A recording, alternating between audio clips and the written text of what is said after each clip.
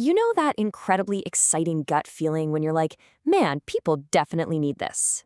Well, if you've ever thought about starting a business, you've probably been there. But in this explainer of Jonathan Reed's book, Start a Business from Zero, we're looking at why building a company based purely on that gut feeling, instead of hard market evidence, is honestly just a fast track to disappointment. We're going to explore exactly how to step outside your own personal assumptions and validate real demand using solid data. Okay, let's dive into this. We need to be brutally honest with ourselves right off the bat.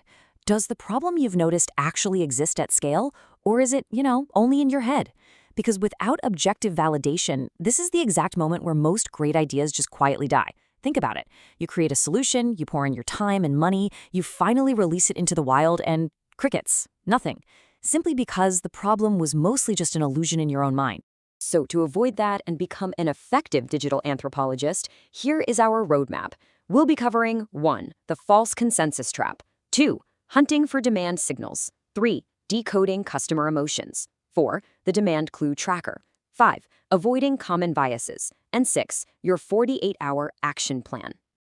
All right, kicking things off with Section 1, the false consensus trap. Before we go out there analyzing forums, we really have to look inward first. The false consensus effect is this sneaky cognitive bias where we basically project our own thoughts onto everyone else. Like if you struggle with a problem every single day and it frustrates you to a 10 out of 10, your brain automatically goes, well, obviously thousands of other people are suffering exactly the same way. But without external validation, you're taking a massive risk. You might end up building the absolute perfect solution for a problem that's just way too narrow, making it completely invisible to an actual paying audience. Moving right along to Section 2, hunting for demand signals. This is where we shift gears from being visionary dreamers to meticulous market researchers. See, real demand leaves digital traces, kind of like a trail in the forest. But where do we actually hunt for these unfiltered traces? You want to look at platforms where users have absolutely no incentive to be nice. Take Reddit, for example. There you're going to find these deep, community-driven discussions about underlying life struggles and daily annoyances. On the flip side, you've got Amazon, which is just pure post-purchase frustration. Customers leave highly specific reviews, pouring out their anger over broken features. Both of these platforms, absolute gold mines for spotting repeated complaints. And as you're reading through dozens of these posts, you really need to pay close attention to the language itself. Everyday customers don't use abstract business concepts or corporate jargon, right? They use simple, practical words.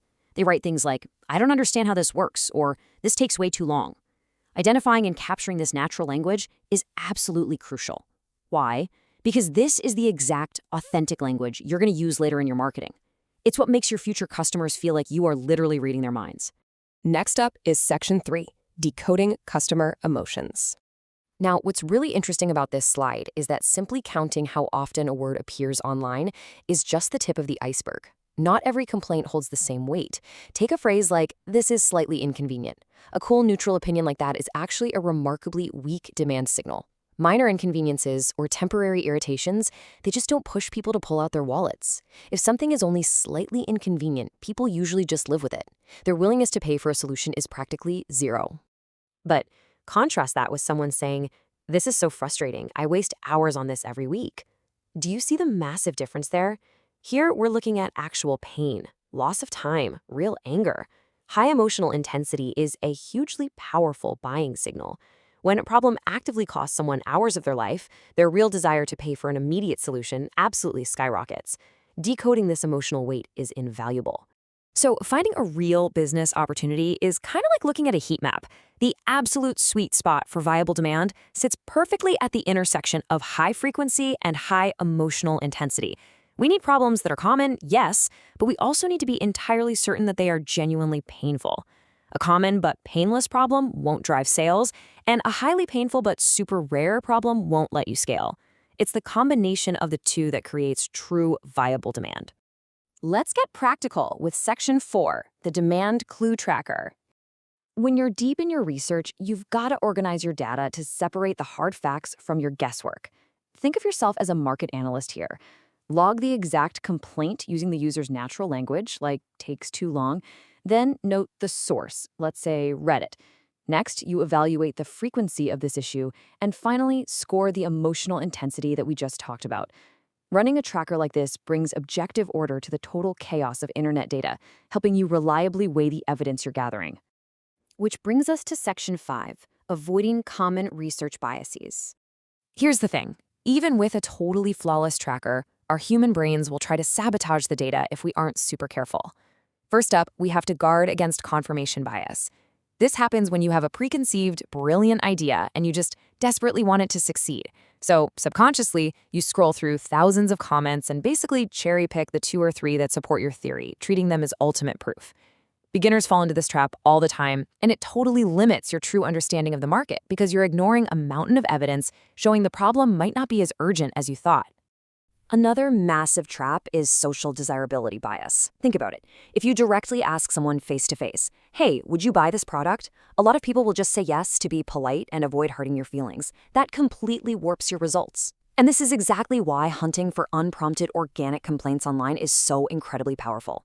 When you read the raw anger of a random customer leaving an Amazon review, this bias completely vanishes. You get honest, unfiltered data that you would never capture in a direct interview.